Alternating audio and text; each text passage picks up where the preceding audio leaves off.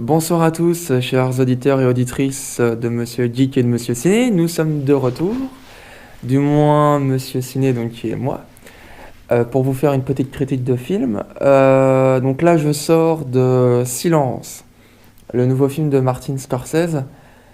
J'avais beaucoup de mauvais a priori, parce que ça raconte l'histoire de prêtres qui vont prêcher la bonne parole au Japon du XVIIe siècle. Et ça raconte le massacre qu'ont eu ces chrétiens, et les prêtres et les chrétiens japonais à cette époque-là. Donc voilà, ça ne m'intéressait pas trop. Et puis la durée du film qui dure 2h40, quand même, c'est assez impressionnant. J'avais déjà vu un film un peu, on va pas dire dans le même style, mais voilà, qui parle de prêcher la foi, donc qui s'appelle Mission, qui est un film avec De Niro, donc qui était un très bon film, ma foi, je vais le dire. Et,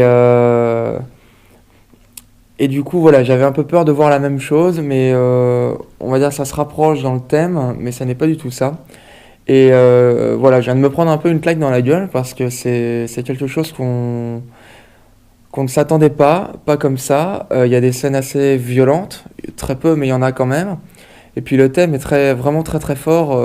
Le film est porté surtout par les acteurs, notamment Andrew Garfield, qui est un acteur d'ailleurs que j'aime beaucoup, qu'on avait vu l'année dernière dans Tu ne tueras point, le film de Mel Gibson, où il était vachement impressionnant. Et là, du coup, il a un jeu un peu plus calme, mais son personnage est tellement torturé à la fois physiquement et psychologiquement que voilà, Andrew Garfield en fait sa propre vision et c'est vraiment magnifique. En second rôle, il y a aussi Adam Driver, qui est un acteur que j'aime pas beaucoup. Attention spoiler de Star Wars 7, puisqu'il a tué Han Solo. Mais bon, mais bon, allez, on va lui pardonner pour le film, parce que là, il est vraiment très bon. Voilà, on le voit un peu, mais surtout dans la première partie du film. Et du coup, voilà, il fait un très bon second rôle. Il y a Liam Neeson aussi, qu'on voit malheureusement peu dans le cinéma américain, et pourtant, il est vraiment exceptionnel. Et voilà, il a un beau rôle aussi, donc vraiment à voir aussi pour les acteurs. Et puis, faut avouer quand même que Martin Scorsese a une réalisation fabuleuse. C'est jamais ennuyant. Les images sont superbes. Elles sont superbes, elles sont magnifiques.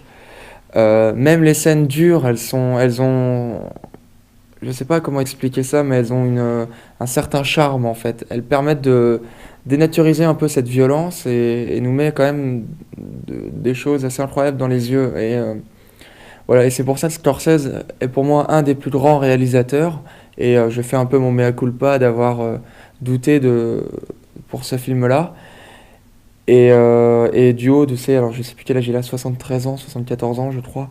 Enfin, je veux dire, il est toujours aussi exceptionnel. Et il faut quand même avoir des couilles, quand même, pour en 2017 faire un film sur la religion de 2h40.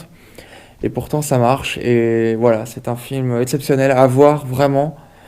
Après, je peux comprendre que ça peut être butoir, mais vraiment, on ne le regrette pas. On en ressort estomaqué. Et puis voilà, c'est impressionnant. Et puis c'est des histoires vraies, hein, finalement. Et ça fait partie de l'histoire. Et voilà, c'est fort. C'est vraiment très fort.